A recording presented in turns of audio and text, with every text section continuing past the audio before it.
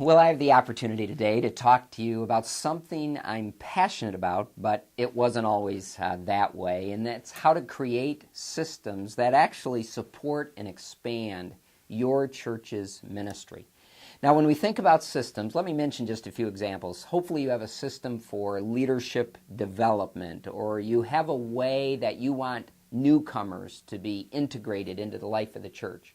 Or you have a way that you want to develop disciples or help people to grow in their financial stewardship. In other words, anything that's important that over time is developed in the life of your congregation could benefit from a system.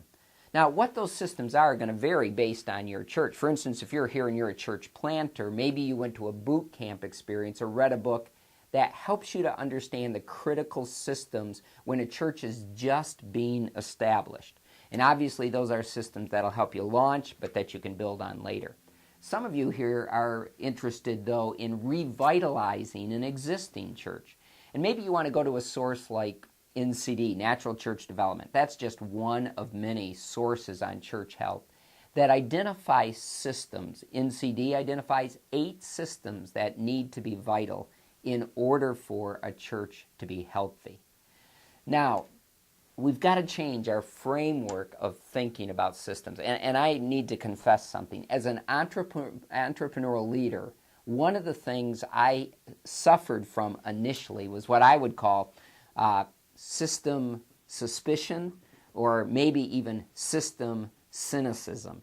In other words, it felt inauthentic. It felt like maybe it was bureaucratic to identify those systems.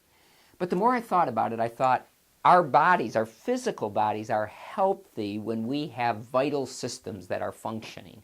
Whether it's our circulatory system, our respiratory system, our digestive system, it's part of causing us to be healthy and vital. I think the same thing is true in a church. We need those kinds of systems. So let me give you just a few principles or key focal points in order to develop healthy systems within the life of the church you're serving. Here's the first one.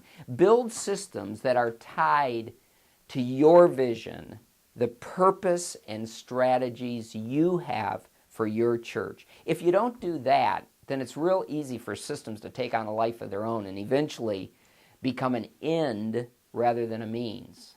For instance, one of the values, priorities, and the strategic plan of our church was to become multi-ethnic. There was a book called One Body, One Spirit, 7 Principles of Effective Multiracial Churches. And so we used that to build some systems, but also to kind of evaluate our current systems. For instance, when it came to welcoming newcomers, was there representation in our ushers and greeters of the various ethnic groups we wanted to reach?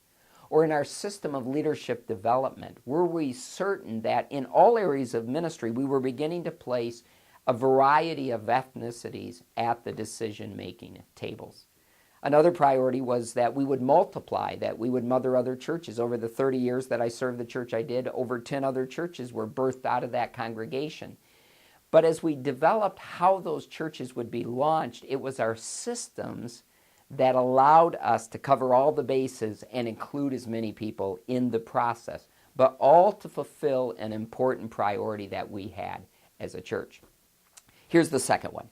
Build systems that empower creative and catalytic energy to be invested more strategically, rather than being spent on keeping afloat all of the areas where you just need consistency.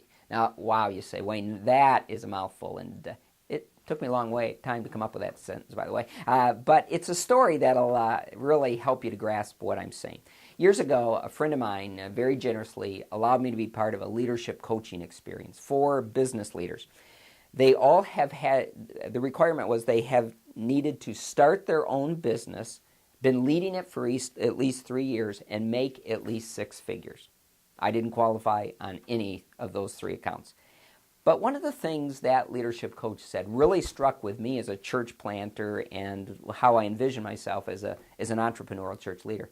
He said, one of the mistakes entrepreneurs make is In the beginning of their business, they focus in on their unique genius, their contribution, and that catalyzes the business, and the business begins to develop, but they don't develop systems for it.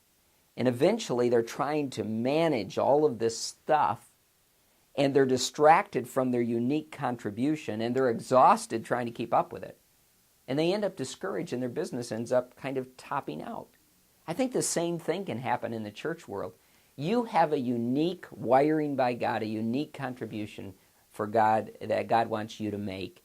And you need to focus in on that as much as possible. It's your systems that will help you engage others so that in turn you can keep focused on your unique contribution. In that way, systems really are a friend. The third one is build systems that empower more people to participate in a greater variety of ways.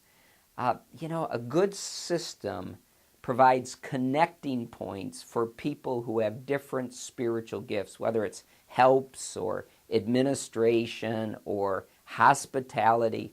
For instance, a well-organized ushering system or greeting system involves all of those gifts and all of those people. It helps spread the work while each person gets to be part of the fun of serving in a way that makes a difference. Now, here's my final concern, and part of why I'm so passionate about systems. I'm convinced the lack of systems requires then the heroic efforts of an individual, and over the long term can make a church more person-centered than mission-centered. I mean, we want the church to be built around Christ, not us.